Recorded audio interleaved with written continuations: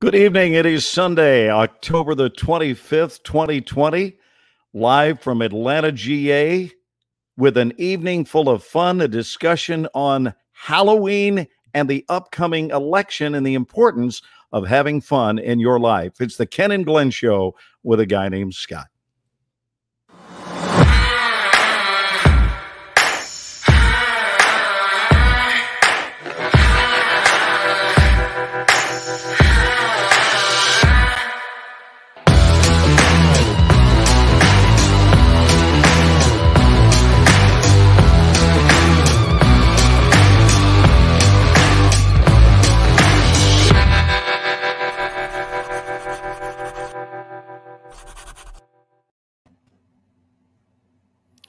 Hey, bud. How are you? Good, man. You're supposed to say, and now, let me welcome to the show, the inimitable. Take yourself out again. Okay. Take yourself out again, and let me do it right. And now, welcome to our show, the one, the only, the inimitable Ken Walls. Give him a hand, if you would. Come on. Come on. Come on with it. It appears that we are minus a player tonight on the roster. Our pal Scott McCain is in some back pain. See how I made that work? See how I rhymed that, Ken? So, yeah, he's having some back pain. And we encouraged him to take it easy the next couple of days and just heal right up. So we're flying with the Ken and Glenn show tonight. But you guys are used to that. We've done so many of these over the years that we will honor you in your absence, Scott, and we both hope you feel better, bud. Sorry you're in pain, bud. Hey, did you share this out, Glenn? I'm going to, but I had announcer responsibilities this week that I don't normally have. So let me do that. You did have different responsibilities than usual. And you've got some big responsibilities coming up tomorrow. I do indeed, which I'll tell you about. I just shared it out. You want to share? Let me see if I can share it to the groups. I'll share it to the groups. I can share it to the groups if you want. Okay, then I'll go ahead and share it. Well, today it's working. I don't know why it does that. I'll share it to both groups, but I got it. Okay. One more. I have one more to go. Everybody's wishing Scott. Yeah, Scott Ricard says 3 nights in a row. Yeah. Joe Ingram's in the house. What's up, Joe Ingram? I saw Frank Crenity, Bruce Mills. What's up, Bruce? Donovan, Frank Crenity, my brother. Just talked to him a little bit ago. Larry Schneider, Chad Kneller, not to be confused with Knife. Right. Up, or Neller, or even Neller. I know. So this is the first time, Ken, that I've done our show, as you pointed out, from the Eastern time zone. With your hotel internet that's causing you to be blurry again. No, are you serious? It is, dude. I'm sorry. I don't know why it jumps back and forth. I don't, but I don't want to disappear tonight. So no, you just take over if it gets blurry for a little bit. No, you're fine. I mean, we can hear you. Okay. Just not crystal clear. So you mentioned what, Joan is already saying Glenn's blurry. Yeah, it's all right. So, hey, do us a favor and share this out. Share this out. So tomorrow morning. Hello, my friends. What Billie Jean is marketing up? I'm not sure that James Boudouin is saying there. Baudouin, yeah. Hello, Mark Rodriguez. Hello, so we decided tonight to have fun and talk about politics, religion, and COVID-19. And COVID-19. Yeah. We call it the show you're not supposed to have. Right. The show you're never supposed to do. That one. So, yeah, we're at least getting an LOL. Yeah. Oh, man. Oh, Chad Kneller. Chad Kneller shared this out. I want to point that out. He said my 3 favorite topics. Do you know Chad Kneller, dude? Only through you, but Chad and I have spoken online. I believe he's through in the show. the greater Chad. He is Where are right outside of Nashville. He's right outside of Nashville. Oh, that's right. That's right. He's just east of Nashville. Yep. By maybe 15 minutes east, something like that. Yeah. Yeah. There's a Andrea said, "Oh no, I'm off." You're off? Oh, maybe because she thought we were going to talk about those things for real. Andrea, that was a bluff. No, we're not. No, it was a joke. We know better than to get into those subjects. We would never. Never, ever, ever. No. I am going to work tomorrow, Ken. I'm back filming tomorrow. We had wardrobe on Friday, and we don't work on the weekends. So the season 4 filming officially begins for me at 5 a.m. tomorrow, because that's when they come to pick me up. So it's dark back behind me. That's downtown Atlanta. You're seeing the high rises back behind me. And yet it's still light here. It's light here in New York. Kind of weird. Yes, it's backward. It's already night in Atlanta, yet the sun is merely thinking about setting in New York. That's great. It is. I've gotten used to this high-rise living. I have to answer Bruce Mills here real quick. So Bruce, what is Bruce asking? He's asking, why isn't this accessible on your LinkedIn profile? And here's why. I'd like to share that with the world. I turned on 2-factor authentication, which is a security thing that you can do with your social media and banking and everything. And I did it through a third-party app that someone recommended to me. And this third-party app set it up wrong. It logged me out of LinkedIn, and yet it turned on 2-factor authentication, and I can't authenticate. So I literally had to go scouring Twitter.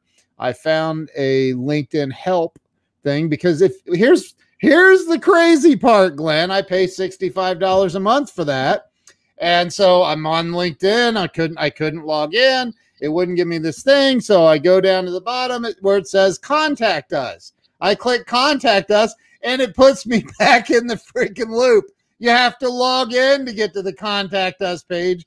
I'm like, there's about 30 different layers of BS that I'm thinking right here, right now. And I was like, is this the earliest in the evening we've played Hey, That's Just Wrong? Dude, that we appear to be playing that. Yeah. I mean, that is wrong. That's very wrong. So finally, I'm like, okay, what do I do here? You can't even cancel your $65 a month payment without logging into LinkedIn. So I'm like, this is crazy. I can't get logged in. So I end up finding this thing on Twitter, and I'm like, all right, you know what? I'm just going to shame them on Twitter until they answer me. And finally, the dude answers me in a private message and says, I'm so sorry, blah, blah, blah. And he's like, here's a link. Go fill this form out. We just have to verify your identity through, driver's license or whatever, and we'll turn that off. Like, well, I mean, and that's good. It's good. It's not their fault. It's my fault. However, they do make it a little bit, let's just say, impossible to contact them. It's crazy, man. So, dude, I love when you get fired. We're not on LinkedIn. It logged me out. Like StreamYard lost access to LinkedIn because it logged me out. One of my greatest joys in life is watching you get fired up. Seriously, the spirit of Johnny Jacked Up. When you become Johnny Jacked Up, I just love it. I want to tell you what is my that's just wrong to start the night out, which we do every week without fail at 7:08, and now it's at 7:10. We're at 7:10 now, but we're 2 minutes deep into stating what it is that's just wrong. So mine isn't new, but I was once again confronted with how nationwide this particular wrong is. And I don't know how many of you eat at Chipotle, but I am an admitted Chipotle enthusiast. I'm a Chipotle enthusiast. There's a cup to prove it, and that is today's lemonade which I got along to go with my salad bowl. Now, drop a 1 if you've ever been to a Chipotle, and then drop a 2 if you've ever paid attention while you're at Chipotle to something that clearly is a policy of theirs that they honor nationwide. Now, I've never been to a Chipotle in another country, but here's the deal. It's called, in my view, I nicknamed it this. Kimberly, you'll like this. It's called Kimberly Hausman's in the house, Ken. I don't know if you noticed, but we should alert the media because we love our Kimberly. Ralph Glass is in the house. We love Ralphie. So we love Ernest. Ralphie. Look, all these folks. There's Carolyn from Salt Lake City, and Ernest is here. But check this out. When you order a salad bowl and they go to add the meat, they do, and watch them very carefully because I'll promise you, you will see it. They go for what I call the second reach. The second reach is when they go for that second helping of meat.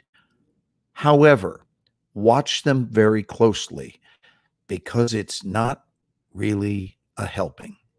And the record was set. The record was set yesterday. This is my weekly. That's just wrong. The record was set in the Chipotle that's right across here from the hotel downstairs. And I go in to have a salad bowl with chicken. She gives me approximately 12, maybe 14, I didn't count them, cubes of chicken in the first scoop. So they're using a big spoon. It's not a ladle, but it's a large spoon, like a stirring spoon, and they dip into the chicken and they place it into your salad. And she looked at me and went back for the second reach, as they always do. And that second reach, if I'm lying, I'm dying, hand to God, was for 1 frigging cube. 1 cube that is smaller than the dice you use to play frigging Monopoly. 1 cube was what she reached back for. And this is not uncommon. So I've written a poem about it, about my experience, and I'm not finished with the poem, but I started writing it shortly before the show tonight, and I want to share it with you, and you can see at least the direction in which it's headed. It's called Ode to Chipotle. Now, hold it. Hold on. Are you planning on putting this poem up anywhere on social media? Well, it's already up if I read it right now. Should I? Oh, no? That's right. You don't want me to? Go. No, maybe I should just say it's a really good poem. It's an awesome poem. Do it. It says, do it. Oh, my dear friend Chipotle, how I yearn for thee. Your gristly meat and week-old chips fill my soul with glee. I also love the staff you hire, who only have one task, to make a lousy meal for me and wear a frigging mask. I've come to know all too well that famous second reach, that empty spoon of nothingness your CEO must teach. And that's where I am so far, Ken, with it. But that's how I work my end scene. Yes, Ralph, end scene. That's awesome. That's how I work out my feelings, and I am going to put it online, and I am going to send. Look, Kimberly says I'm dying. It is so true. I have never seen a company teach their people, it'll fool them. Just go for the second reach. It'll make them feel like they're getting a second helping. That is so funny. And my feeling is, look. Oh no. He froze. Okay. I don't care if it's $1 more. You froze. You said my feeling is. Yeah, I just said my feeling is charge me an extra $1 or $2 and slam a substantial amount of chicken or beef into the bowl, but don't play the skimpy game with me and with your people, and don't pretend you're going back for something when you don't do it. Yes. Oh, somebody else who knows the rule. Yes. Listen, I am all over that one, James. I learned that one years ago. So if I go in and want double meat, you don't tell them you want double meat. You tell them what they want. And That is a self-taught rule. And James, you are so right about that. Oftentimes we will split a salad. So I'll go in, and Carolyn loves the chicken. I love the, what am I thinking of? It's the beef, but it's a different kind. Carne asada? No, it's not the carne asada. It's the, shredded. Yes, it's the shredded roast beef. It's called barbacoa. I just remembered. Yeah. So I'll have barbacoa, and she just orders the chicken, and that's it. She orders the chicken, and then she turns as if it's a spontaneous decision. I mean, we have resorted to acting when we're at Chipotle, and she says, "You know what? Go ahead and add some barbacoa to that." And then they've sort of been painted into a corner. But it's just downright funny. I don't know who came up with this bean counter approach, but it's nothing short of ridiculous. Read the poem again. You were blurry the first time. And now I'm not? No, you're not right now. It's called Ode to Chipotle, and it says, "My dear friend Chipotle, how I yearn for thee. Your grisly meat and week-old chips fill my soul with glee. I also love the staff you hire, who only have one task, to make a lousy meal for me and wear a frigging mask. I've come to know all too well that famous second reach, that empty spoon of nothingness your CEO must teach." So I'm going to make the poem at least 3 times that long. It'll be thorough, and I will send it to management and let them know that I eat there far too often to be treated that way, that they should realize that many of their customers actually pay attention and do notice that their second reach is a nonsensical reach, and it is designed to psychologically fool the customer into believing that they're receiving more. And I mean, it's weird, but I would even like it if the first reach were a little bit less and the second reach at least matched it. But it's ridiculous if you're taking 14, 15, 16 cubes of chicken and putting it, and then you go back for one more cube. This was the record. I've had them go back for 2. I have seen that. And all I can tell you is there's one secret, which is to bestow upon them maximum amounts of joys. How are you, ladies? How are you? As soon as you walk in, and get to know them so that they will be crippled with guilt if they have to follow the company policy. Well, it was probably somebody working on your meal that doesn't identify as a lady, and you piss them off. And I want to point out that we have Marianne from Gilligan's Island. Yes, Laura is back fresh from the island. No, she's still in Florida, dude. Oh, okay. So, and I love what James says, Chipotle, yes. Communists of portion distributions. Now, seriously, am I the only one? Clearly, James knows the deal, and he's figured out a tactic to use. But how many of you, without that little observation, have noticed that on your own, what we call the Chipotle reach? Because it is nationwide. I've eaten at Chipotle all over the country. I do like their product for the most part, but I can't stand the portion control. Even the salad dressing that you get for your dressing, for your salad, even that is now in half of a ramekin. So you have to ask for 2 of them instead of 1. Listen, has a salad dressing, the quantity of dressing served, ever tanked a company? I mean, is that what we're talking about? That it goes down to, guys, seriously, we got to cut back on the dressing. It's going to take us under. And I think what's going to take them under, if they ever go under, is their small-mindedness, because they are serving from lack, Ken. They're not serving from abundance. If it were me, it would be like, here's some chicken, let's go, you know? Right. And you get your people happy, man, and they come back because you treat them, you treat them well. Yeah. Why not just get, instead of going for the second scoop, why not just get bigger scoopers? Yes. And then the tease is over. Right. Yeah, but it would defeat what they're trying to do. The second scoop really is a psychological ploy to fool you into assuming you are the recipient of more. And there actually, Bruce, that does happen. But here's what's weird, dude. I'm not in that mode with a mask. Right. Because my face is covered. You are absolutely right. I get a special treatment because we got a lot of fans out there, whether it's 24, which is primary, or Transformers, or West Wing, or CSI, or Bloodline, or the current show I do, The Resident. Those are the big ones. The other ones are guest star things for years and appearances in movies. But it's going to be one of those 6 pieces that people know you from. And then they do tend to be a little more generous, so that when they go back for that second scoop, they give you 3 cubes instead of 1. But it is, to me, it's a terrible company policy. And I don't, what does Donovan say?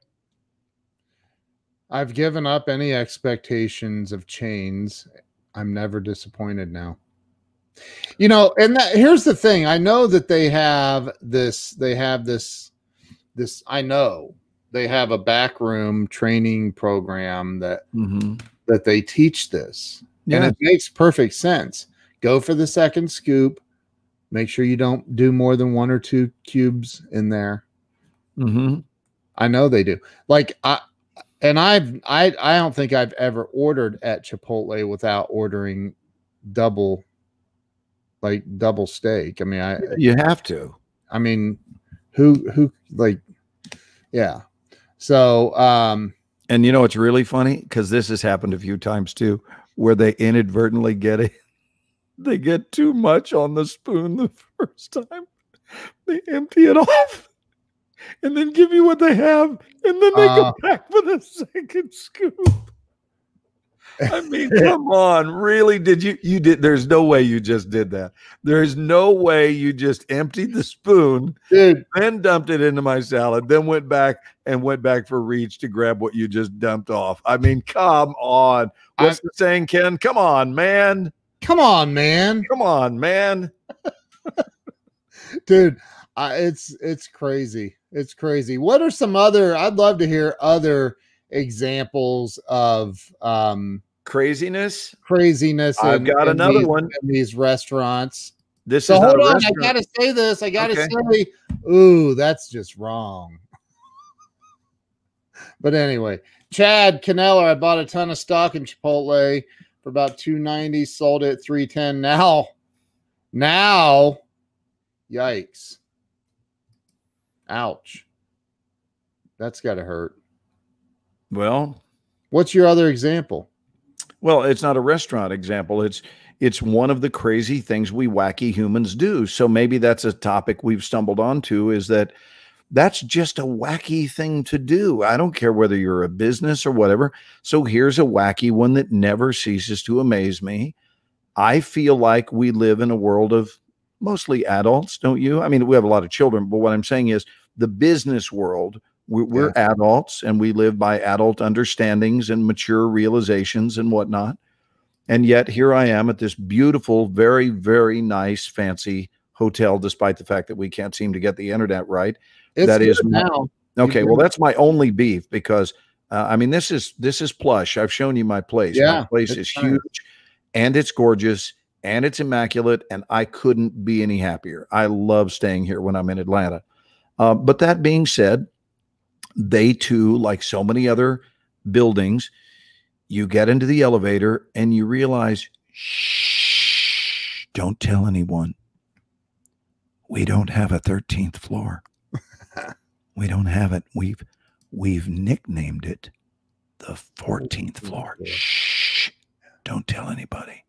Shh, don't tell them, because we don't even list it in the elevator. That's how we get them. That's how we get them to believe it's not there.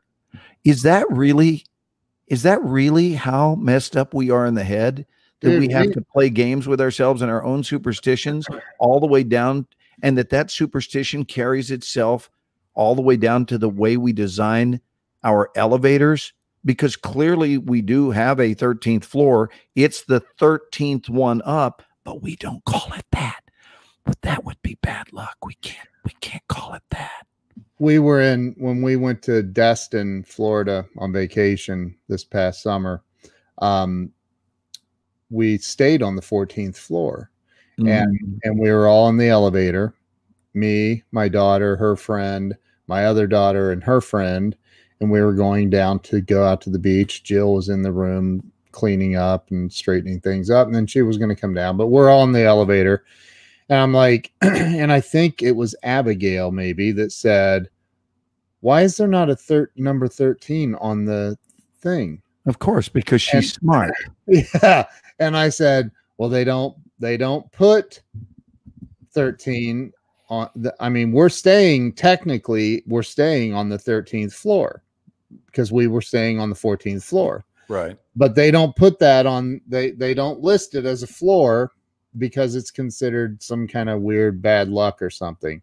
And they all looked at me like, what? And I go, it's crazy. I said, really? And we're going down in the elevator, right? I said, right. Really bad things happen if you stay on the 13th floor, which we are, but they call it the 14th floor. And right. I go, so like really crazy bad luck things happen to people that stay on the 13th floor. And they're all like looking at me, and I go, bang! all four.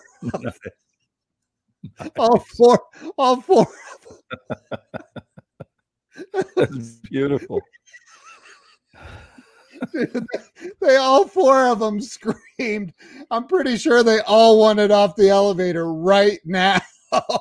And I was anyway, I was bad, but you know, yeah, so that was our experience. Well, but here is my curiosity is this. Okay, all right, so that's what we're going to do as a society. Really, kids? Is that how immature we are? That's how superstitious? This is how much we're afraid of life, is that we're going to pretend things as adults? Okay, so here's my question. Why does it stop with floors? If we're going to have it, if we're going to be gripped by fear, right, by the number 13, then out of every month. Then why isn't it out of our everything? In other words, why do we have a 13th day in the calendar? Why do we have, how about this one? I have flown on a flight 13 before. I've flown on Friday the 13th. So I have stayed in 1313 before, a room. Nice. So so there's such inconsistency about it that I don't understand that. It just is weird. Okay, yeah. What does Randy say? Read that one, Ken. All chains have awful issues. When my grown adult sons were young, we would order cheeseburger plain. 80% of the time they would say, do you still want cheese? What? How about this? Can I have a hamburger and add cheese? Oh, wouldn't a cheeseburger plain mean that you want cheese, a burger on a bun? Yeah, plain, just plain. And no lettuce, no tomatoes, no pickles, no onions, nothing special, no mustard, no ketchup, just a bun, cheese, and burger. Craziness, man. There are a lot of folks that need, unfortunately, to be coaxed through life. They need to be escorted through these big decisions. There are folks, Ken, that if they don't have an employee manual in the drawer next to them would be lost on a job site.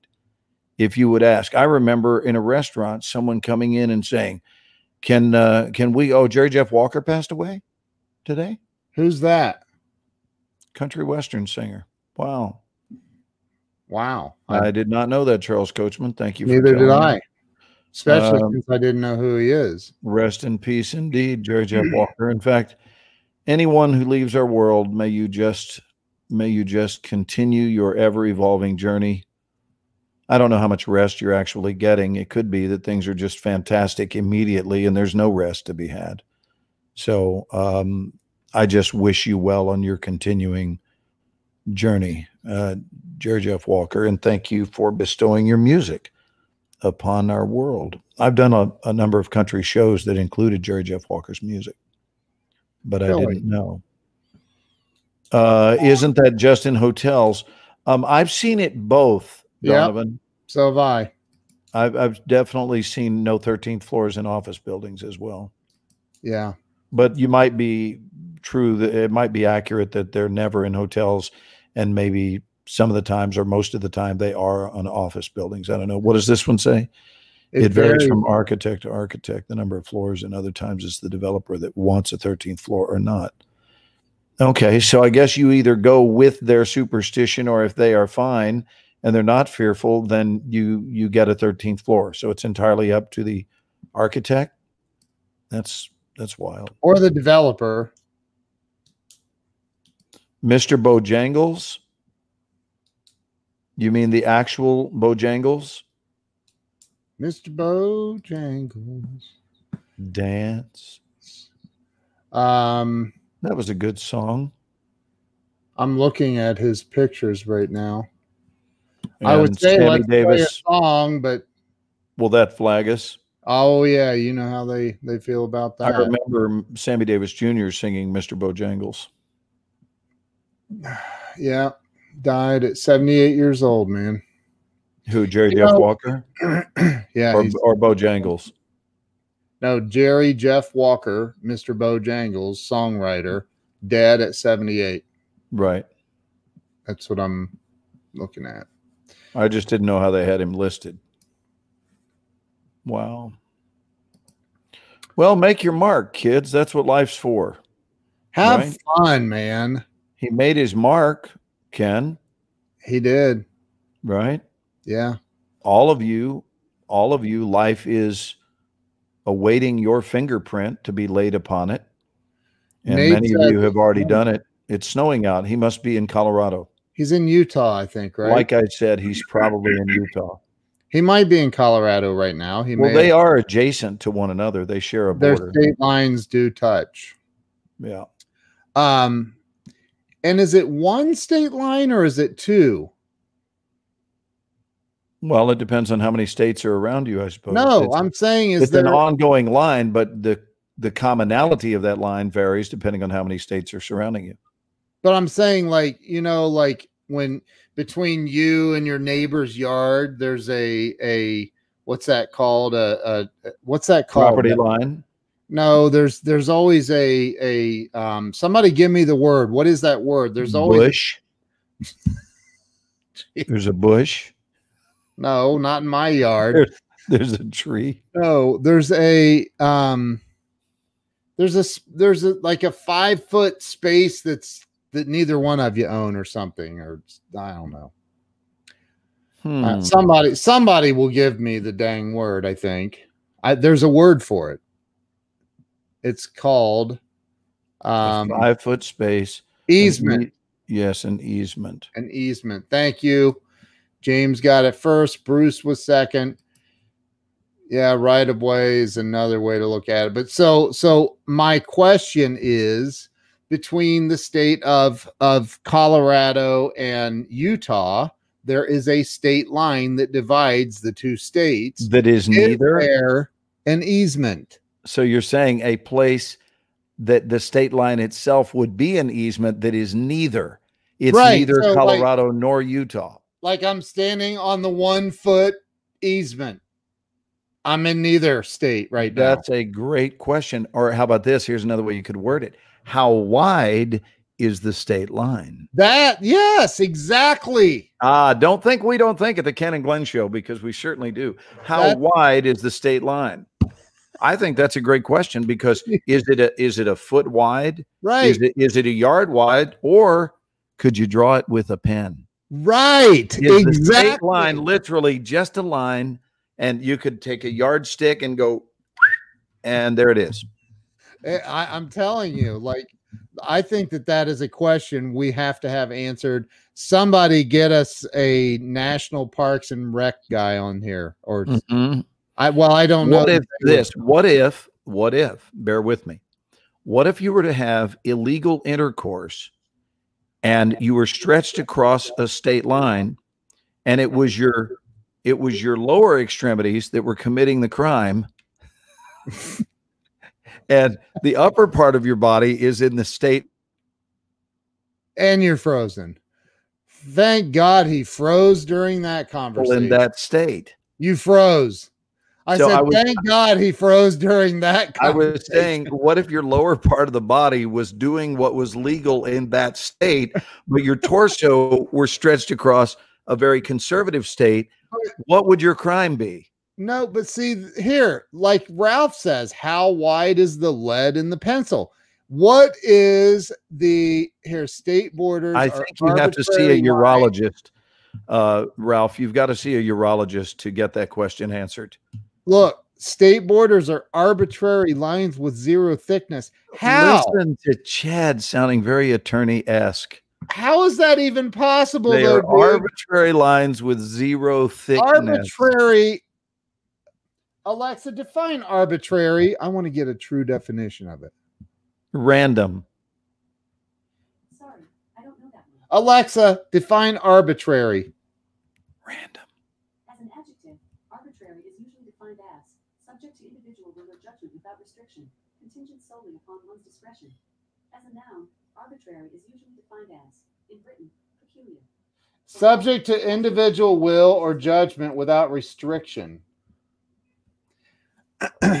Right. So whatever someone says, it's just random. It's arbitrary. But so how do you know if you've actually crossed over into Utah, if you're headed west from Colorado, how do you know that you've actually crossed into Utah if it's arbitrary? That's what I mean. Well, you're supposed to assume that you have according to the state line sign. Look, James nailed what you were just asking. The space between the state signs is not any sort of no man's land, so you can't get away with a crime there. You're either in this state or that one. The line is two-dimensional, but you are not. James pulling a hat trick. Oh, my God. That is such a good answer. Look, the Duke boys say it's the same as the Hazard County line, 4-inch standard baseline line width. Just a good old boys, never meaning no harm. Carolyn, all you ever saw been in trouble with the law since the day they were born. Where's John Schneider, dude? Caroline's Alexa is answering. Yeah. So you choke on booze and coffee. Look, Chad said he found that on Quora just like I did. So look, no, I cannot accept this answer. If we have to spend the entire show talking about probably will, if I know us. I cannot accept that answer. I don't accept unspecified value. That's ridiculous. And if I was like president and somebody couldn't tell me the width of a state line border, I'd be like, no, you're fired. And I'd use 3 fingers. Did you see what I did? Did you see it? I did see it. Or if I was the newly reelected president, I would still say you're fired. So look, there has to be a value. There has to be a value. Like somebody can't just go, well, it's just that imaginary line over there, boys. Where is it? What's the line width? Like, could you imagine if you wanted to have your property surveyed and they said, well, it's not really your property line. It's arbitrary. Like what? No. Did I tell you that years ago I bought one of those talking birds and I taught it a few choice risque words and I wound up being arrested for contributing to the delinquency of a mina? What's a mina? Is that a bird? Wow. Bum. Oh, tip your waitress big. He's here all week, kids. All week. Congratulations to your... Oh, that's funny. The a-hole who invented the zero-line thickness of state lines is the same fellow that designed the Chipotle meat scoopers. Oh. So what is that joke flew over my head? Well, you know the old joke about contributing to the delinquency of a minor? Yes. I said I got arrested for contributing to the delinquency of a mina. What is a mina? A mina bird. Do you not know what a mina bird is? No. Ken, we need to get you out more. We really do. I- We need to get you out. Wow. Maybe they don't have those here in Ohio.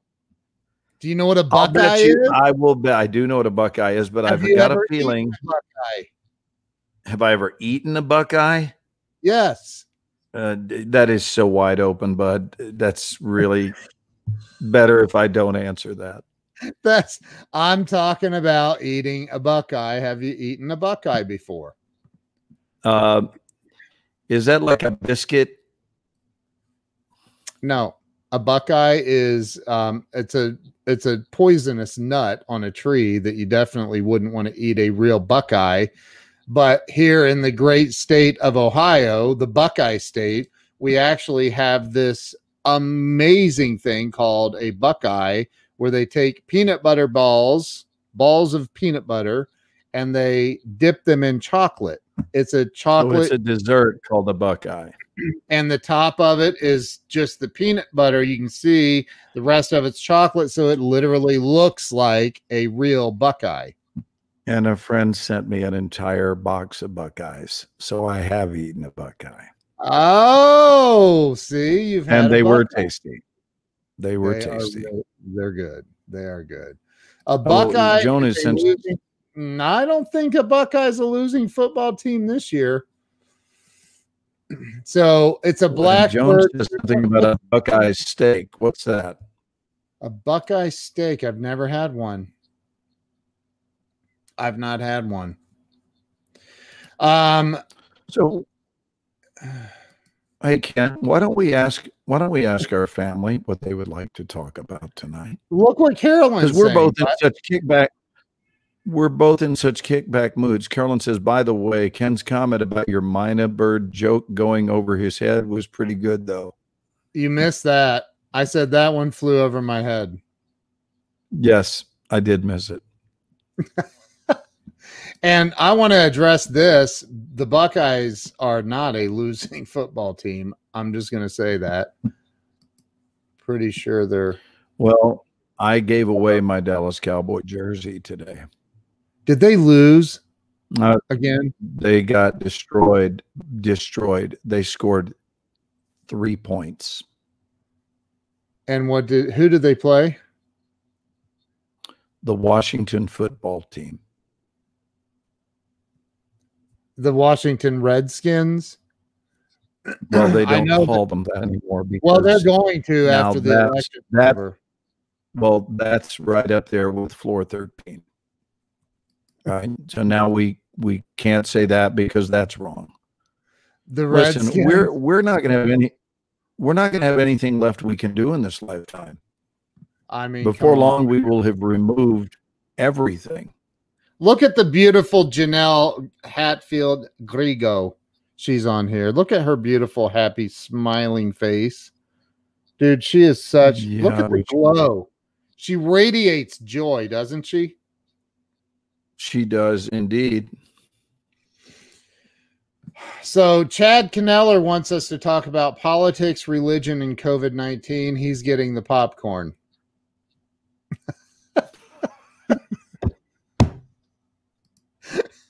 It's pretty funny. Let's talk You know, about if we had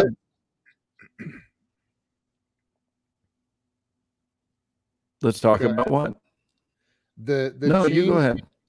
The changing of professional sports teams' names to try to put up some kind of a BS political correctness thing, like the Redskins. How about the Cleveland Indians? What are they going to be called? The Clevelanders? That'll be next. Your That internet will be next. What's some other teams that changed? I don't know that a lot of teams have changed yet. That's actually the only one I know of that changed their names. But if they're going to do it, don't you imagine they'll do it across the board? Didn't they do this? Kimberly with, Kimberly Hausman, by the way, Kimberly Hausman is another one of our tribe that. Oh, I'm sorry, I shouldn't have said tribe. Another one of our family that. See, it's everywhere. But who has incredibly beautiful hair.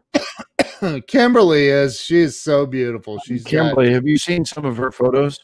The thing is, there's hair, and then after the hair arrives, Kimberly arrives shortly thereafter, but the hair arrives first. I know. When she walks into a room. She has beautiful hair. And I think that Cousin It might have turned out to be equally as beautiful, but we never got to see Cousin It. Well, we do get to see Kimberly. So, yes, the Braves. Do. Yeah, what the Braves. What was it a few years ago? They got rid of their name to the Cowards. The Tomahawk Chop. Wasn't there something called the Tomahawk Chop or something? Dude, what if they changed their name to the Atlanta Cowards? I mean, oh my God. It's perfect. Sandy, we are still trying to decide what our topic should be. Now we're talking about being politically correct with your professional sports team's name, and make sure that you don't have any crowd cheers, rants about, scalping people, because that's racist. And what else? I mean, I actually have Indian in my bloodlines, and I did not realize how offended I was until they brought it to my attention. And then I got really offended by the Redskins. I was reading a book last week, just this past week, called Indian Weapons by Tom A. Hawke. And it's a good book. It's a good book. It would be tough to lose to a bunch of cowards. Right. No kidding. Holy crap. Wouldn't that be fun for the sports commentators to say, and the cowards have taken the field? I mean, that would be hilarious. Look at those cowards. Look at those cowards run. Look, based on latitude and longitude, which is used for many state lines in part, I will go with 1 second. 1 second equals 80 feet. Corey Calvin might know. He just joined us. Ohio State's Ryan Day apologized for not taking a knee versus Nebraska. Oh my God. Give me a break. Give me a freaking break. We probably shouldn't talk about this because I will get pissed off, and we don't want me pissed off. If you want, we could introduce the first 48-minute version of the Ken and Glenn show. We could what? We could let this be the very first 48-minute version of the Ken and Glenn show and just pull the plug. Scott, we miss you, man. Janelle says, I'm really not very politically correct. My family is so diverse. We could be glad the United Nations. That's awesome. Called. Oh, she meant called, not glad. We could be called the United. And that's, I mean, you know what anymore? That's everybody's family. My gosh. My family is like salt and pepper. We're like everything. Like, it's crazy. Absolutely insane. And look, Carrie Lynn Carter joined us, and she's all dressed up in a Halloween outfit in her profile picture. Would you look at that? You just look at it. You got to be careful though, because sometimes you say that and it's like, that's actually my new nice outfit. That is not a compliment. That's something that I really cherish, and it cost me a lot of money. Yeah, just never look. Two things: never assume that a woman is pregnant, and never assume that the clothes they have are a costume. Ken, I've done the pregnant one thing. Yeah, like you're supposed. The rule on that is you're supposed to wait until you see an arm emerging from them to assume that they were pregnant. Look, Carrie Lynn. Carrie says that's my day job. Jeez. Where's Scott anyway? You want to tell him? Yes. Well, didn't I say it at the start of the show? Scott's experiencing some people joining us now. Oh, so he's experiencing some back pain, and it makes sitting in a chair like this very difficult. And I figured that, maybe laying down, he didn't figure that would be the best posture for the show. So he just needed a break. It's, by the way, the first show that Scott has ever missed. It since is we started the show, which was on Easter Sunday. Easter Sunday. So he sent us a video, and he was feeling very poorly, and it's hard to see. I've been fortunate to never have known back pain, but I've known so many people that have had it, and they say it is seriously disabling. Yes. So for those of you who have been disabled by back pain, my heart goes out to you. Dindo wants to know if we're talking about the native people here. Yes, my people, the native people. My people. So glad to hear Glenn is back filming now. Yeah, I will be first thing in the morning. I'm looking right now, Ken. I'm a little scruffier than I will be in the morning because I have a specific length. Here is, oh, you can't really see it. So there. Here is under the heading of trivia that no one cares about. Marshall's beard length. So get out your pens and papers. Marshall Winthrop, the character I play, his beard length is exactly 7 days. In case that ever shows up as a Jeopardy question. And I have been a Jeopardy question, Ken. No, you haven't. I have indeed. They no, wanted to know. You have not. I'm not pulling your leg. I have seen the replay. They wanted to know who, what was the name of the character that played the head of the Secret Service in the television series 24? And the answer was Aaron Pierce. And I had several people who saw it and called me and said, dude, you're the Jeopardy answer. It's like, well, dude. And then I felt like I had made it. That's, dude, guess how many Jeopardy questions I've been? Probably a wide number. No? I love how nice you are. No, 0. But listen, I got to tell you something. I was at, remember I told you I went to Skyline Chili yesterday. Mm-hmm. And my wife went to Skyline High School. How about that? Oh, that's awesome. True story. I believe you. I went to Skyline Chili. I sit down talking to the server, and she noticed I didn't call her a waitress because that's not PC. That's like saying Washington Redskins. Like, you don't do that. So she was this nice girl. We're talking, and she told me she was from Indiana. I said, oh, I do a show on Sunday nights with a guy from Indiana who's quite famous. And I said, and then this other dude that's pretty famous. I said, did you ever watch the TV show 24? She's like, with Jack Bauer? Yes. And I go, okay, well, do you know the, I said, here, let me just show.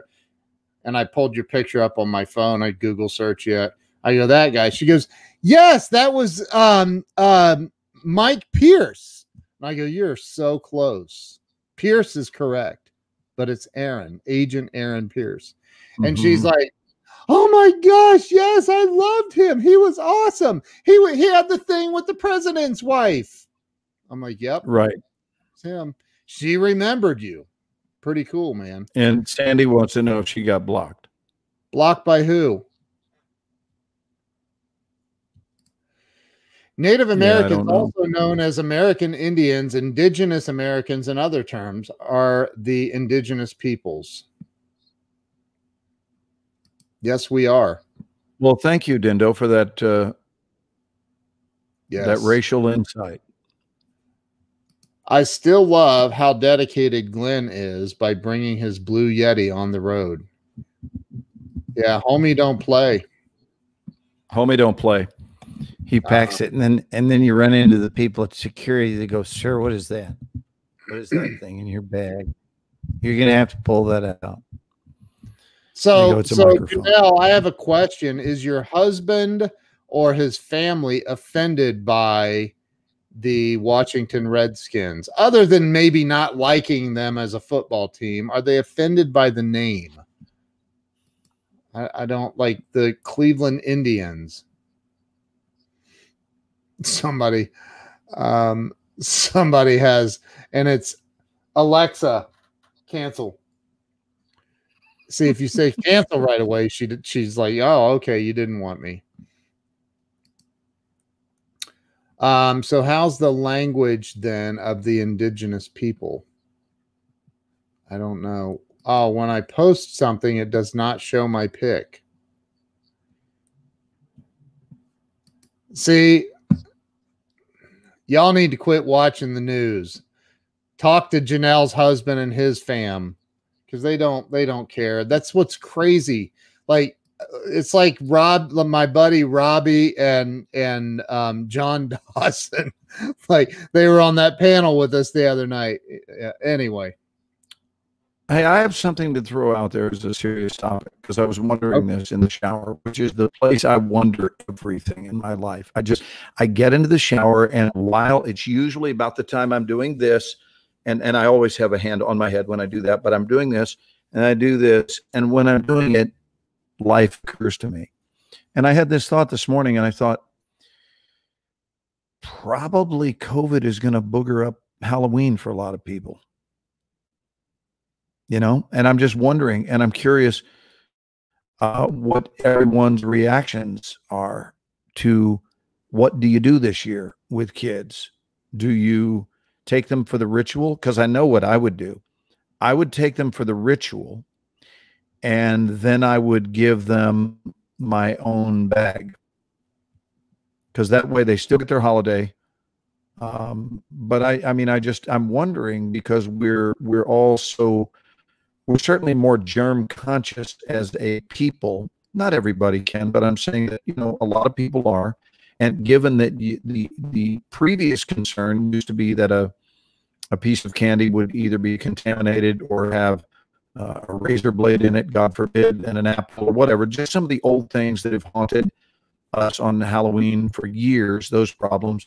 Now, this is our first COVID Halloween. So I'm curious what our audience thinks. What will COVID be doing to Halloween this year? Well, will everybody do the normal thing and go trick-or-treating? Remember, I live in a very heavy Republican area in a very red state typically. And right. We took Abigail and her friend trick-or-treating last night. Jill did. There was a neighborhood down the street that they're like, hey, we're going to have trick-or-treating, and it's not even Halloween yet? Yeah, they did it early. I've never heard of that. You are a one-of-a-kind celebrator, amigo. I've never heard of trick-or-treating taking place on any night other than October 31st. Well, we know, but I'm curious, we know who's voting for who just based on whether or not they're passing out candy. Well, Charles Coachman, for example, says Halloween here has been canceled. Now, Charles, I assume you mean that. I assume that that's not a sarcastic line. You probably really do mean that. And I'm curious what the pulse beat of Halloween is around the country. What is going on in your city and state, dear friends? Are you planning to be a part of Halloween? Are you giving out candy? Would you send your kids out? What is Sandy McNichol saying here? Where kids have only been doing family Halloween for some time. No longer walk anywhere. Okay. Well, I can tell you that at my mother's house in Dallas, I don't know about this year. I don't know what's going to happen, but she loads up on massive bowls and runs out of candy every year with massive bowls of it set aside. Hey, so Glenn, she gets Glenn, your internet is really, really bad. Can you just refresh real quick? Refresh your page, see if it fixes it. Yeah, it's like you're barely hearing you.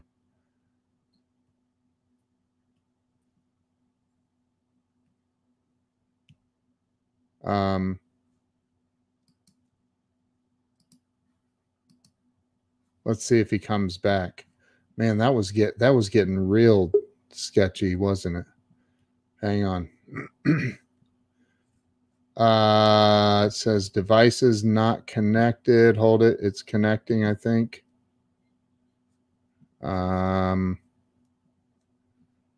Okay. Better. Let's try it now.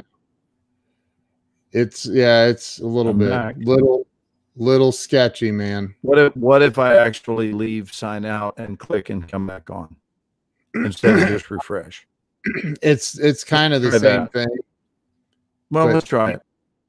Yeah, he's going to go ahead and try that. So yeah, last night, my wife took my daughter and her little friend over to a neighborhood down the street, and they went and brought back buckets of candy. Like, you know, okay, hold on. Here we go. Hold on. Is that better? It'll catch up.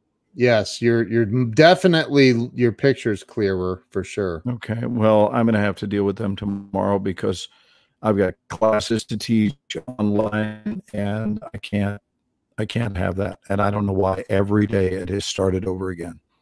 So I'm supposed to be on the premium all the way through. So my apologies to everyone, but that's. Oh, dude, it's not your fault. You don't need to apologize. I think you know, here's the thing. They have the lower grade internet, and then they have, are you connected to the right one? Is there two different types of connections that you can choose, or? It gives you two choices. You can go with the basic or the premium. I chose the premium, and I have been getting basic service for whatever reason. So I don't understand. Yes, Joan says, I feel sorry for the kids that can't experience Halloween the way we did when I was young. Yes, Joan, so true. So true. Yeah. So I'm excited to get back to work because other than the film I did with Schneider, which was 2 months ago, you know, the industry has been largely shut down. And that one we did in a bubble, just like they played basketball this year and hockey. Same idea. And we shot and stayed on the same property so that we didn't go anywhere, which was great. But this time, you know, we're staying. Well, tomorrow will be my 4th COVID test this week. That's a lot. What? 4th one this week. No, it's just to ensure safety. Wow. I don't get to say anything either way. That's their policy. So if you want to play aboard the ship, then you follow the rules of the ship. Well, it would be hard for him to replace the billionaire father. Well, they could always just not have me appear. I mean, they could do that. So I love the show. Yeah. And by the way, I want to tell you guys, it does look like we will be back. I don't have an exact date, but in January sometimes. A lot of the scripted shows did not come back in October as they normally would have, just because they weren't filming and they didn't have any shows stockpiled to air. So this will be the bleakest fall season for television. And you may have already noticed the majors are airing old movies. Like, when did that last occur? And it's because they don't have any fresh product. So tonight, for example, I noticed they had the CBS movie, was the movie Scream with Drew Barrymore, which was great. But I mean, wasn't that made a long time ago? And they're wearing it because they don't have new shows to put on the air. So you're going to see a lot of either reruns or movies that were made for the theaters years ago. It's going to be very bleak. You will not have the abundance of new TV shows that often premiere this time of year, September and October. How many of you have noticed that? Have you noticed that TV was rather bleak these days? So hopefully we'll all be back soon. You know? I just had a random thought. I picked up my cup over here to get a drink of water, and I noticed this giant open spot on my desk. I have a big L-shaped desk, you know, and there's this big giant open spot right here where there used to be no giant open spot. And I had a big 32-inch monitor sitting there that was served as my second monitor. And over the last few days, it's been acting like really cantankerous and like not turn. I hit the power button and it wouldn't turn on. So I unplug it, plug it back in, and boom, it starts working at some point. And then today it just decided it was not going, it was in permanent cantankerous mode and wouldn't work. So what did I do? You're going to ask so what'd you do about it, Ken? Hey, Ken, I'm curious. What'd you do about it? I threw it in the trash, Glenn. I literally unplugged it, may have even called it a couple of names, and then I took it to its burial ground. And I got on Amazon, and I got to tell you something that I found really impressive. So I was looking at other 32-inch monitors and on Amazon, and they have have you seen the nice big curved monitors? Have you seen those? I've seen, and John Schneider has one of those. Yeah. So, well, Ken Walls will have one here. Monitor. Allow me to clarify. Monitor. Yes. Yes. Just want to make sure it's clear what we're talking about. My agent for Comic-Con, Zach, has this same thing, and they're beautiful, man. Yeah. And they're like 4 feet. They're probably 4 feet. My arms outstretched, goes from one end to the other, and just takes up the whole desk in a nice arc. It's like a panoramic computer screen. Well, I don't have one. Baby. Mine's going to be the 32-inch screen, and but it's still beautiful, man. Oh, they're amazing. And so I have one, and dude, those things were like $1,500 when they first came out. I got one for $200. $200. Nicole says I jumped on just in time for Tech Talk. Yes, Nicole. Sorry. Welcome, Nicole. We're glad to have you. Yes. And do you know Nicole? I do know Nicole, and I'm going to meet Nicole. Nicole is another one of these wonderful human beings that I only know from online. We've not met, and we are going to resolve that this coming week. Because of the restrictions, Nicole, I did not travel during the shoot, and they have had me here in Atlanta for a total of 11 days. So I've done nothing except go to and from the studio and sit here at the hotel. And that's it. And that's just to honor protocol, to uphold my end of my responsibilities, to make sure that I'm not being widely exposed, and I'm doing my part. So when we're done shooting, then I will make my way to Nashville, and I look forward to having a cup of coffee with you, dear. Oh, wow. She's a nerd. She used to be the spokesmodel in Vegas. Got all the free tech. That's pretty cool. Wow. Really? A spokesmodel for what products? I'm probably curious. For the big electronics Vegas show. The big convention? Yeah, what's that called? I know it's their Amdex or something Comdex. Consumer Electronics Show, CES, maybe. Comdex, I think it's called. Well, it used to Let be us CES. know, Nicole, what it's called. Charles now has screen envy. Wait till you see this thing. I'll take a picture and show it to you guys. It's going to be beautiful. Oh, I think Charlie, I want to take a picture of my. Go ahead. I figured what? You can't say that and stop there. I think I want to take a picture of my. Go ahead. No, I want to take a picture of my high rises back there downtown Atlanta, and this setup, and use it sometime when I've got a bland backdrop. But I only have the mountain time zone to broadcast from that I've not done. And Carolyn, who watches us every week from Salt Lake City, she knows that I will at some point come back to Salt Lake. And when I do, I'll bring my Yeti mic, and I'll be there on a Sunday evening, and we will do the Ken and Glenn show with a guy named Scott from Salt Lake City. And then I will have done all 4 time zones. She said awesome. Casio and others. But my nerd cred is launching the first digital camera. It is called Comdex. I got it right, Ken. if for the nerds, CES Yeah. is for the consumers. Yeah. Well, you don't need to be jealous, Joan. They are literally only $200 on Amazon, which is crazy, crazy, crazy cheap. Glenn, will you be shooting at the new studio being built east of Atlanta in Covington? It has 7 sound stages, I think, and nearly done being built. No, we are east of Atlanta, but we are in Conyers, Georgia. So we have a home studio there that we've been in since the first season. So this is our 4th year there. And I'm excited. We get an early jump on the day sometimes, and I have my earliest call on the show yet tomorrow morning at 5. But you know, it's a privilege to get up when you're doing what you love.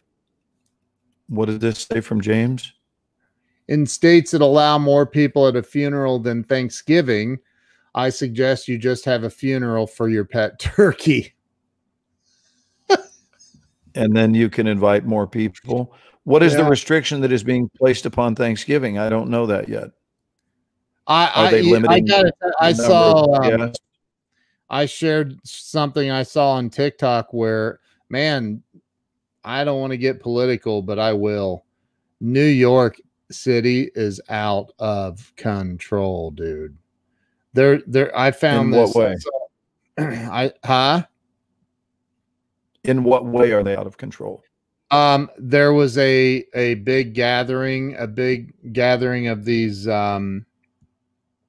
of all these Jewish people, gatherers, in somebody's house, and they had more than 10 people, and and the cops showed up, and like it was well, now they've got way more than 10 people.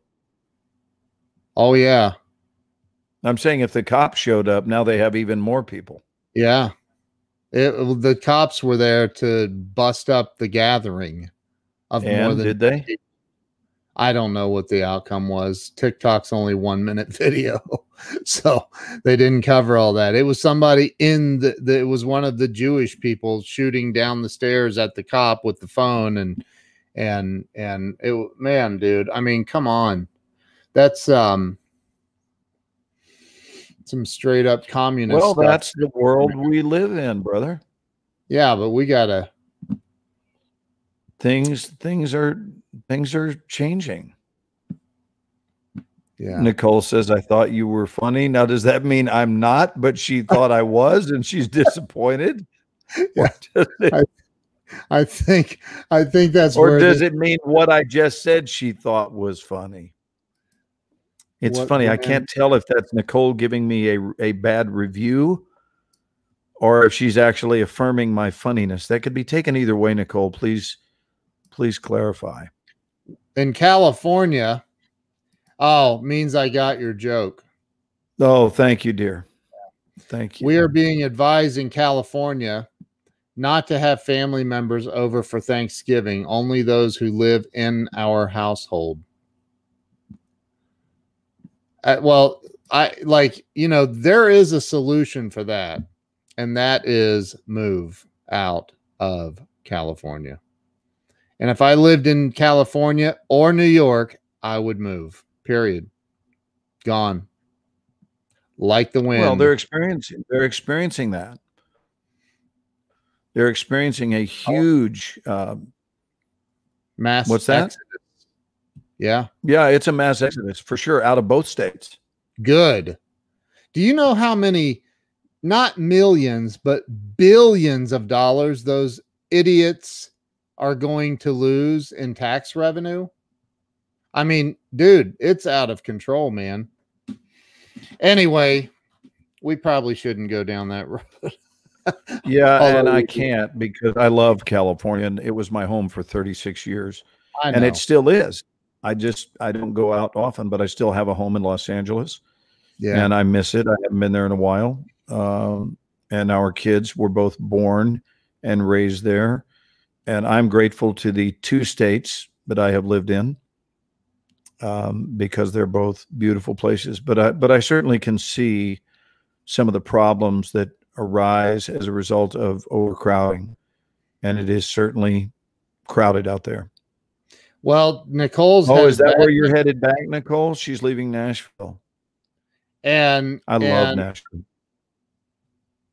Yeah. Well, there'll be plenty of room, dear. Plenty of room. Yeah. Yes. You should be able to get a deal on a place. I hear they have a lot of vacancies right now. They would have a lot of vacancies. Are you already situated, Nicole? Do you know where you're headed to? Hey, I love New York and California as well, Nate. I'm with you. I'm with you. You know, it's just a challenging time. It's a challenging time. It's probably not the best time to try to make huge. Oh, North Hollywood is where we live, Nicole. Yeah, that's a beautiful part of the San Fernando Valley. Gorgeous area. For a place. Yeah, it's gorgeous. Well, I can tell you, I can answer a lot of questions. I can answer a lot of questions for you when we go and have a coffee when I see you. Where is she? And I don't know exactly. Yes. Yeah, right now for a little, for a little while longer, I guess. I don't know when exactly. Okay. What's going on? I'm going to get a World Series score here. What is the score of the Los Angeles Dodgers Tampa Bay Rays game? The Dodgers are on top of the Rays. Okay. I won't tell you what the score is, but the Dodgers are winning. I just saw the score. You can tell me the score. I don't care. No, but there may be other people that don't want to have it. Although I wonder why, because if they wanted to watch it, they'd be watching the World Series right now. Yeah, they probably. And it is Game 5. Listen, hey, I want to mention the Dodgers lost. They lost just in a brutal way last night. Did any of you see the end of the series last night? It was just. It's great if you're a Tampa Bay Rays player or fan, but for the Dodgers, heartbreaking. Because it went down to the final out. Ken, you heard me when we were doing our show, and I was looking up here at the television, but it was 2 outs, and all they have to do, and 2 strikes, all they have to do is get 1 more strike, and the Dodgers are ahead 3-1 in the series. But instead, he hits a double, and it drives in the guy in. Actually, it would have been a single, but it drives in the guy who's on second. And the guy who's on first realizes they muffed the throw. And so, I mean, he goes to grab it. And the ball bounces off his glove. And now he comes to throw. And the throw is late to the plate. It's on time, but it's just off target. So the catcher, the player stops between third base and home plate, thinking the catcher has got it. But he doesn't. And then he sees that the ball has fallen behind the catcher, and he goes running toward the plate and dives on and slaps the plate like this with his hand for the winning run. Wow. So it was an error in the outfield that was followed by an errant throw. And wow. It's interesting. Our online minister, and I still attend my church sometimes from Los Angeles online. And he was talking about the fact that sometimes these things run in clusters because we don't stop. We just don't stop. And so if we don't stop and regroup, it's interesting how these things can have a domino effect. And that effect is something that we want to create. Good night, Sandy. We're signing off as well here shortly, but the domino effect can work for or against you. It can certainly work in your favor, and you want those dominoing clusters. But if something is going awry, you want to put what's called a stop loss on it as quickly as you can. Anything that's major that doesn't go well, look and see if you can just stop the bleeding. And sometimes the first order of business to fix something is to just stop the bleeding. I'm talking about metaphorically. Literally, that would be a truth too, medically speaking. But metaphorically, when we are exsanguinating, there's a good word for you, Ken. When we are exsanguinating, the primary objective is to stop the bleeding. And then from there, we can better figure out what the next decision is that needs to be made. But if we react instead of respond, all of a sudden everything just turns to doo-doo and goes downhill real fast. So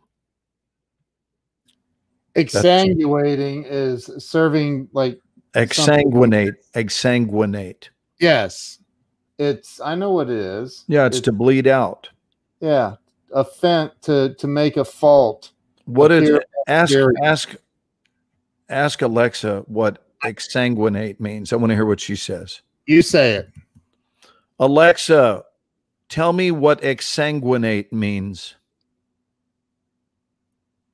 The noun 8 is usually defined as a cardinal number, 7 plus 1.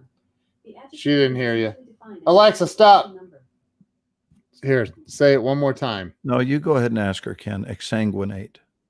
Alexa, define exsanguinate. The verb exsanguinate is usually defined as to drain of blood, make bloodless. That's drain it. blood. To drain blood, For example, Nicole got it. bleed out. Right. Now, Nicole was in the comments one other night. Yeah, she's watched our show before. Yeah, what was it? How did you guys meet? Or We met actually at a Screen Actors Guild contract discussion. that was it? Right, just union discussions between actors who are all SAG members, and I've been a SAG member since I was 16 years old. So Nicole's been a member for a long time, and a lot of well-known people were part of those negotiations and discussions. It was really more discussion and learning, and I'm new into that part of it, and I attended out of curiosity because my dear friend Charlie is really kind of one of their their chiefs, and I just wanted to see what Charlie's world looked like. So I came here for that, and I ran into Nicole, who was a very pleasant spirit that was attending, and she's open-minded enough to greet people, and I am as well, and that's how we meet. That's how we meet people. We show up in interesting places, and we meet interesting people. And if you show up in ugly places, don't be surprised if you meet ugly people. Amen. I don't mean that in an ugly way. I'm just saying, if you're concerned about the quality of the people that you're meeting, look at the trough you're drinking from. That's what it comes down to. Look at the trough where you go for your soul to be fed, and you will find the right people there. Thank you, Nicole. Much appreciated, dear. Much appreciated. So are you up for a cafe later in the week? It'll be the very tail end of this week. So what is your and maybe you don't want to discuss your plan. I know you're going to be in Nashville later in the week. Yeah, and I haven't gotten any further than that in my thinking. Because I don't know yet where I'm going to teach. Ohio. I've already been gone for a week, and by that time it'll be pushing 2 weeks, and I'm going to want to get home. Yeah. And then I'll be back in this area in a few weeks. I'll be back the end of November. So that'll be cool. Nicole says, absolutely looking forward to it. Awesome. That's awesome. So Ken, yeah, I'm just grateful that the holidays are here.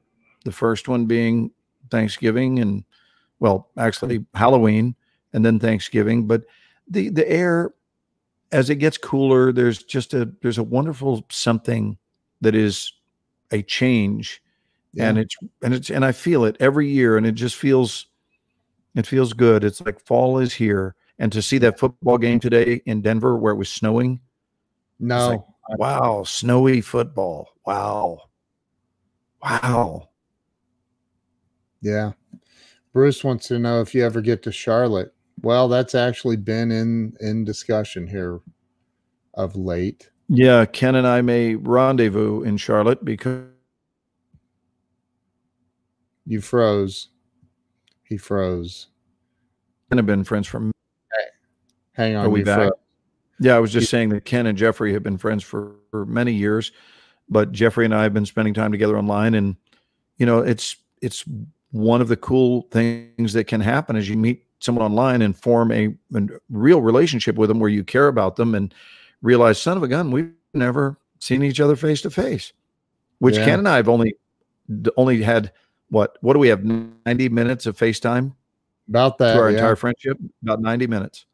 Yeah. One meal in Nashville. That's crazy. Supposed to have snow in Lubbock the next feels couple like hours. we've known each other for a lifetime. Well, because we don't have any walls.